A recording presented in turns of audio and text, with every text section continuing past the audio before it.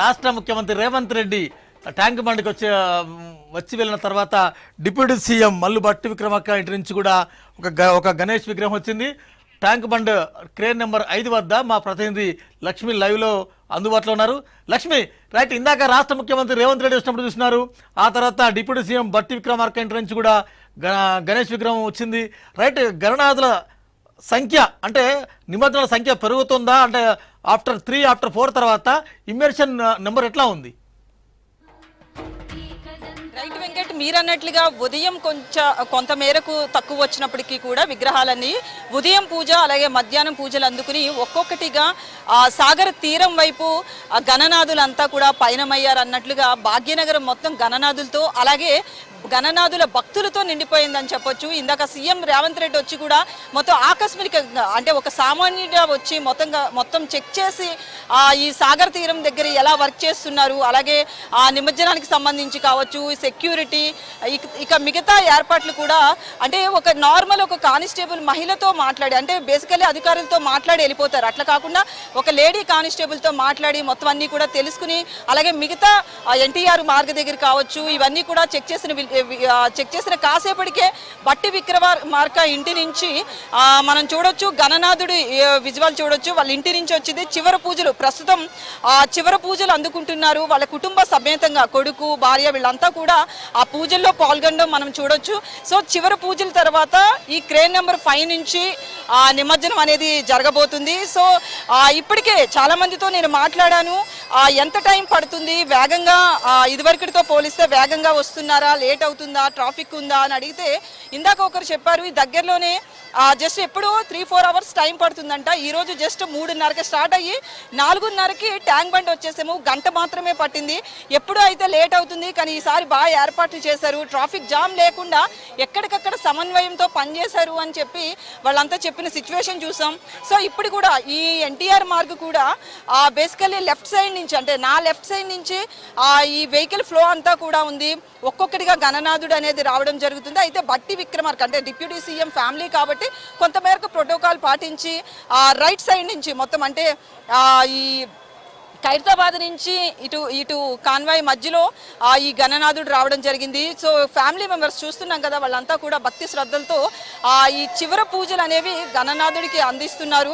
So మరి కాసేపట్లో భట్టి విక్రమార్క ఇంటి నుంచి వచ్చిన ఈ గణేష్ నిమజ్జనం అనేది కూడా మరి కాసేపట్లో జరగబోతుంది. సో ఇక్కడ పోలీసులు అంతా కూడా ఈ క్రేన్ దగ్గర ఉండడం అలాగే సెక్యూరిటీ పరంగా కూడా తీసుకోవాల్సిన జాగ్రత్తలన్నీ కూడా ఇక్కడ తీసుకుంటున్న సిచ్యువేషన్ అయితే చూస్తున్నాం. సో మామూలుగా అయితే ఎప్పుడు ఈ గణేష్ నిమజ్జనానికి ఎన్టీఆర్ మార్గ్ కావచ్చు, సాగర్ తీరం అంతా కూడా ఆ జన సందోహంతో నిండిపోతుంది. కానీ ఈసారి మరింత పెరిగారని చెప్పుకోవచ్చు. ఒకటి వాతావరణం కూడా సహకరించడం, ఎందుకంటే ఈ సీజన్లో అడపదడప వానలు పడుతూనే ఉంటాయి. ముఖ్యంగా నిమజ్జనం రోజు ఏదో ఒక టైంలో వాన పడడం ఎక్కడో చోట అనేది కామన్గా ఉంటుంది.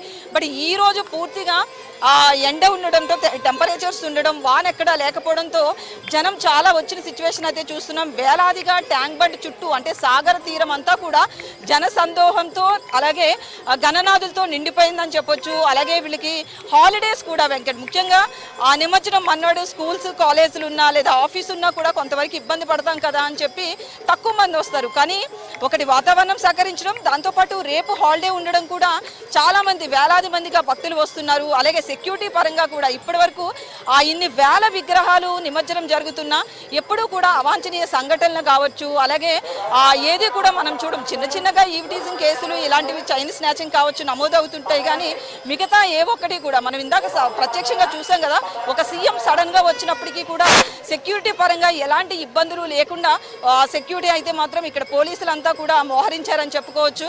ఎక్కడ చిన్న అలజడి స్టార్ట్ అయినా వెంటనే పోలీసులు వచ్చి చెక్ చేస్తున్న సిచ్యువేషన్ అయితే చూస్తున్నాం. మొత్తానికి ఈవినింగ్ 5 అవుతుంది కదా, ఈ టైంలో ఎక్కువగా, ఎందుకంటే మధ్యాహ్నం కొంతవరకు ఎండ ఉండడం, అలాగే మధ్యాహ్నం భోజనం తర్వాత లంచ్ తర్వాత ఎక్కువ వచ్చే అవకాశాలు ఉంటాయి. సో ఈవినింగ్ అంతా కూడా ఇంకా చీకటి పడేటప్పటికి 7, 8, 9, 10 అయ్యేటప్పటికి ఇప్పుడు కనీసం నడిచి ఫ్లో వెళ్తుంది కదా, నెక్స్ట్ ఆ ఫ్లో కూడా ఉండదు. మొత్తం ఎక్కడికక్కడ సందోహంతో కిక్కిరిసిపోయే సిచ్యువేషన్ అయితే మనం 6, 7, 8 ఆ టైంకి అయితే ఉంటుంది. అలాగే విగ్రహాల విషయానికి కూడా వస్తే గంటకి పెరుగుతున్నాయని చెప్పొచ్చు. అసలు ఎన్టీఆర్ మార్గులో అయితే మాత్రం గణేష్ నిమజ్జనం మహాగణపతి అంటే ఖైరతాబాద్ గణేష్ నిమజ్జనం కోసం కొంతవరకు వరకు ఆంక్షలు పెట్టి ఇటుగా ఆ గణనాథుల్ని పంపించకుండా రూటు మళ్లింపు అనేది చేశారు. కానీ దాని తర్వాత నిమజ్జనం ఎప్పుడైతే 1:21కి అయిపోయిందో ఆఫ్టర్నూన్, దాని తర్వాత అంతా కూడా ఈ వెహికల్స్ను కూడా నిమజ్జనానికి పంపిస్తున్నారు. కాబట్టి వేగంగా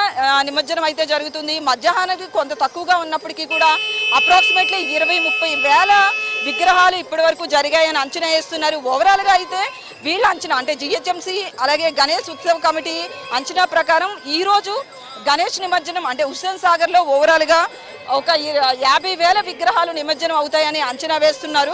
సో అంచనా ప్రకారంగా రాత్రికి ఎక్కువగా వచ్చే అవకాశం కనిపిస్తుంది. అలాగే రేపు చంద్రగ్రహణం ఉండడం కూడా ఒకంత ముందుగానే గణనాథుని చివరి పూజలు చేసి అక్కడి నుంచి తీసుకొచ్చేస్తున్న సిచ్యువేషన్ అయితే మొత్తం మీద చూస్తున్నాం. అయితే కొంతవరకు గతంతో పోలిస్తే మాత్రం ఈసారి ఎక్కడా కూడా ట్రాఫిక్ లేకుండా చాలా వేగంగా వస్తున్నాము, త్వరగా నిమజ్జనం కూడా చేస్తున్నారు. క్రేన్ దగ్గరికి వచ్చిన తర్వాత కూడా క్యూ లైన్స్ పెద్దగా లేకుండానే ఆ నిమజ్జనం అనేది జరుగుతుంది అని చెప్పి ఇక్కడ భక్తులు చెప్తున్నారు. మొత్తం మీద అయితే ఇప్పుడు డిప్యూటీ సీఎం బట్టి విక్రమార్క ఇంటి నుంచి గణనాథుడు మరి కాసేపట్లో గంగ ఒడికి చేరుకోబోతున్నాడు. వెంకట్.